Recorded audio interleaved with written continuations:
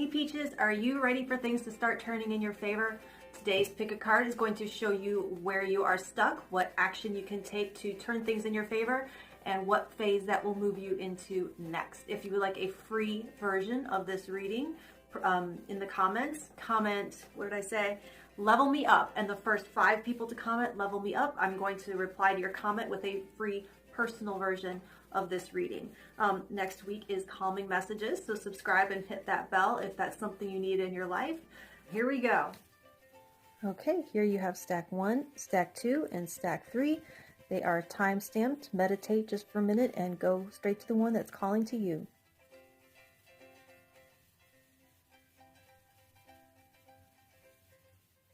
All right, let's see what is in stack 1. Your overall energy is the daffodil. Oh gosh, that's beautiful. It's a symbol of new beginnings and better days ahead. Yay!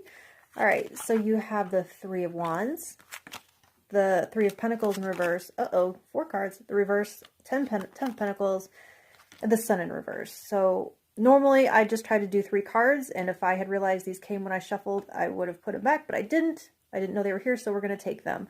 And I feel like these two go together in that position.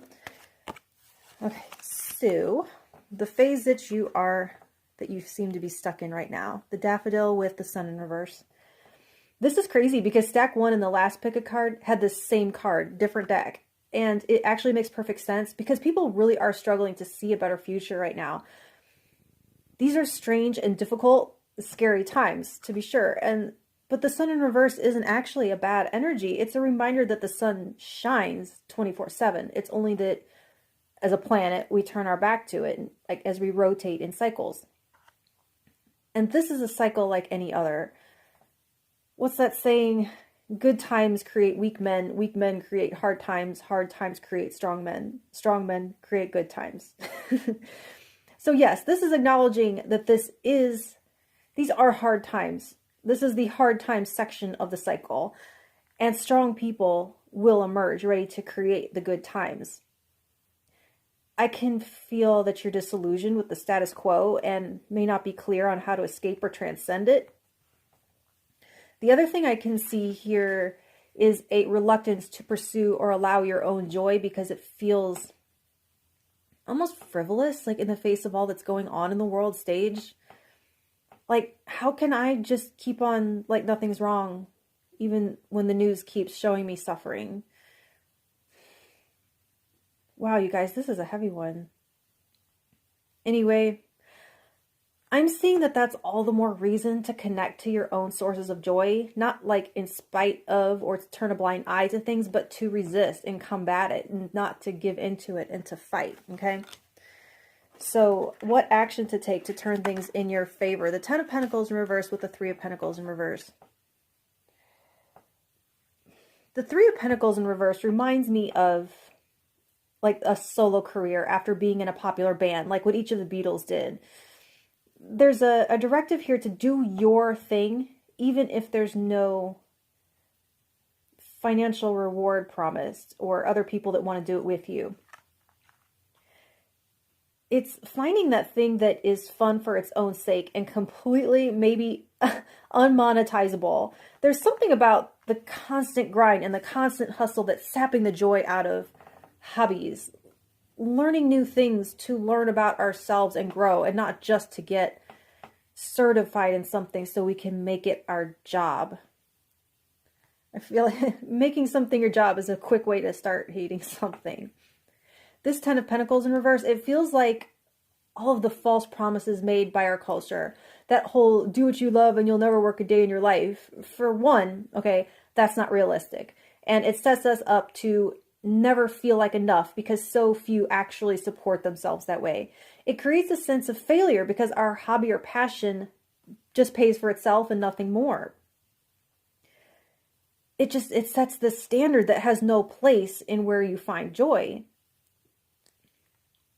There's balance to be found in doing something to make yourself happy, even if it pleases no one else, okay? I mean, except hurting other people, but duh, I hope. It doesn't have to be all or nothing. You don't have to put yourself in financial peril to pursue what you love. Now, I will say this. If you work such long hours that it doesn't allow for balance and you have no energy left over, then you need to look at that and consider a change. But like I said, it does not have to be all or nothing. So, the Three of Wands for the phase that you're moving into. I love this with the daffodil. There's a hopefulness here, a more positive outlook that those better times are possible and that they're coming.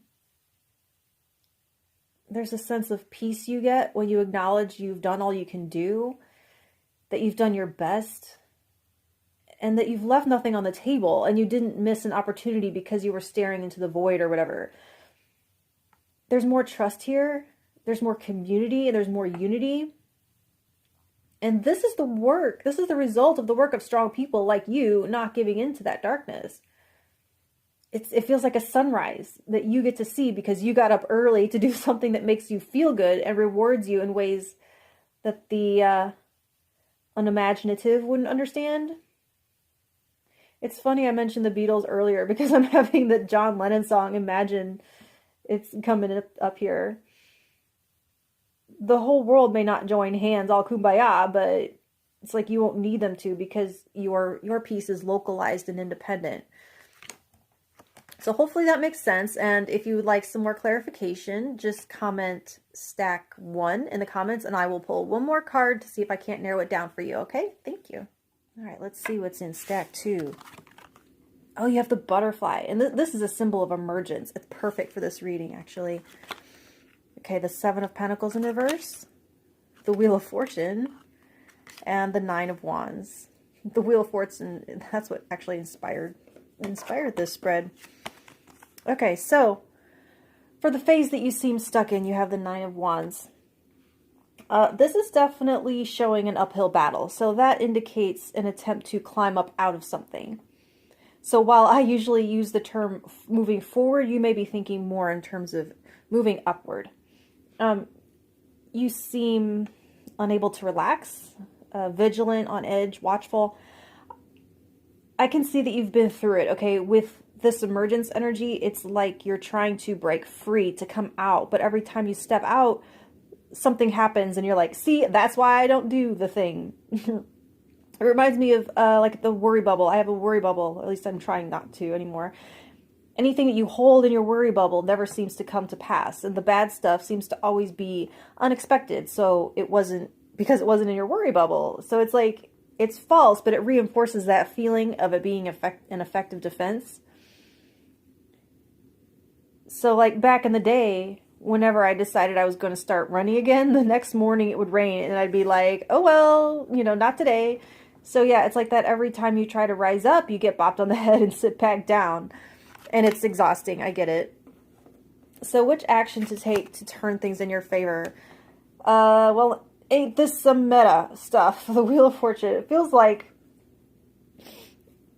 taking the wheel into your own hands, actually. It's screaming that reminder that life is not something that happens to you. And you absolutely can steer it any way that you choose.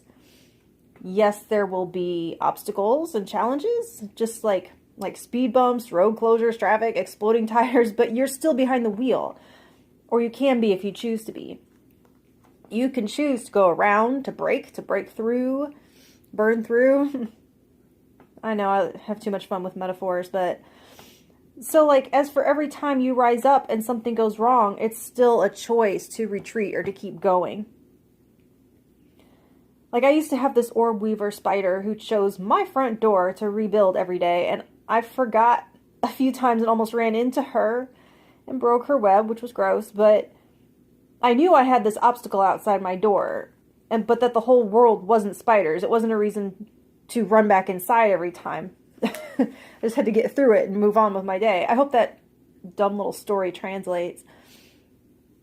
Anyway, there are other routes to navigate obstacles besides retreat, and this Nine of Wands is a card of persistence and perseverance. And in this position, it represents being committed to a course of action that is keeping you stuck. So what if you commit to keep going, to not stopping? Keep going, drive on.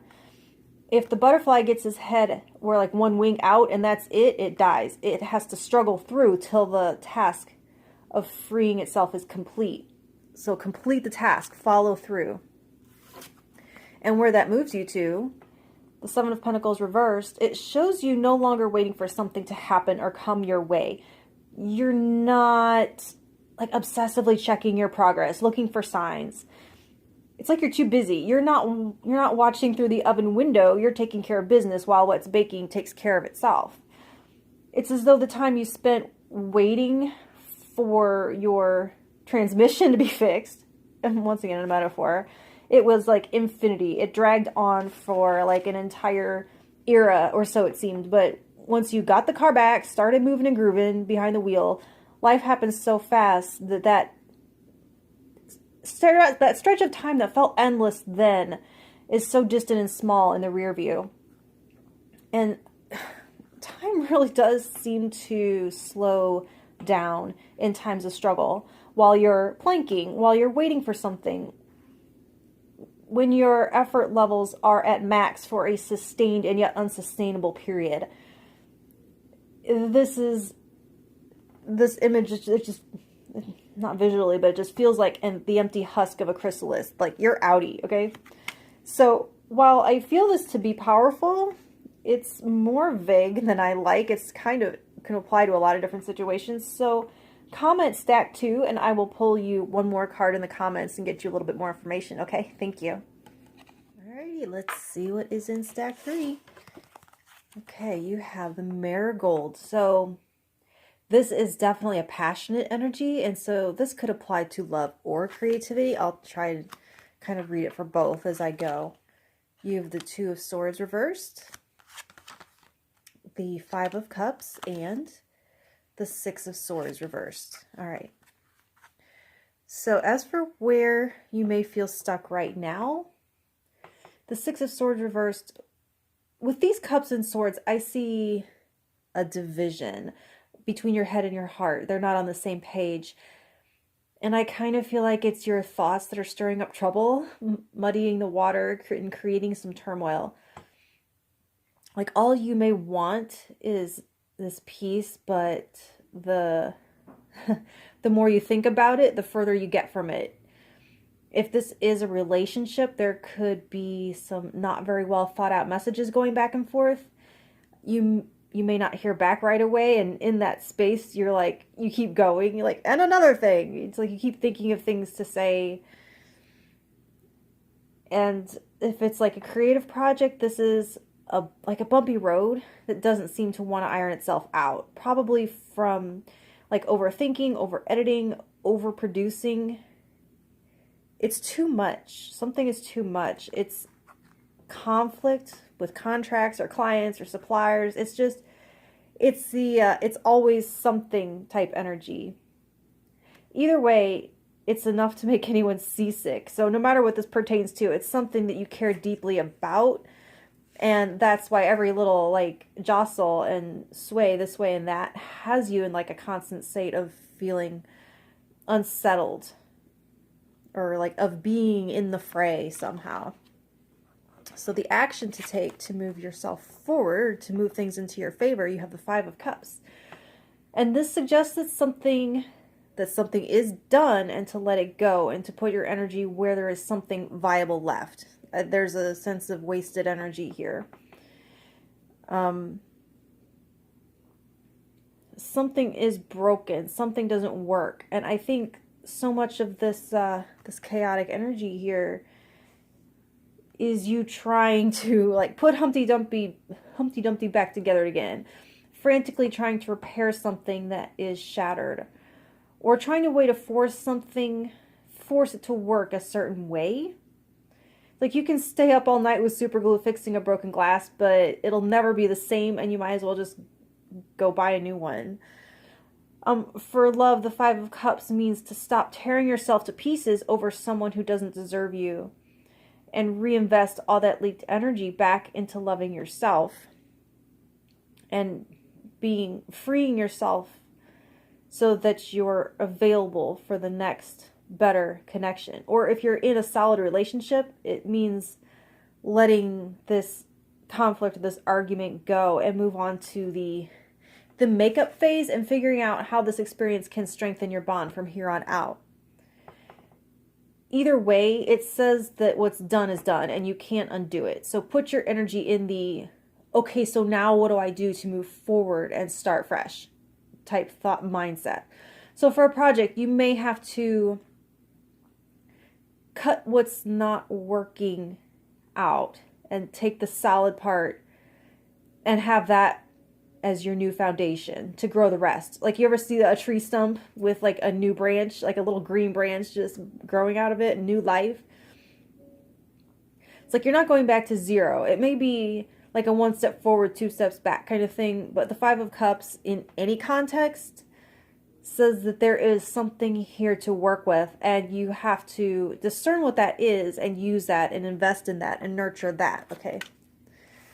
So, and where you move to after doing that, the Two of Swords reversed, and this shows you being released from thought jail, released from this energy that you came in with.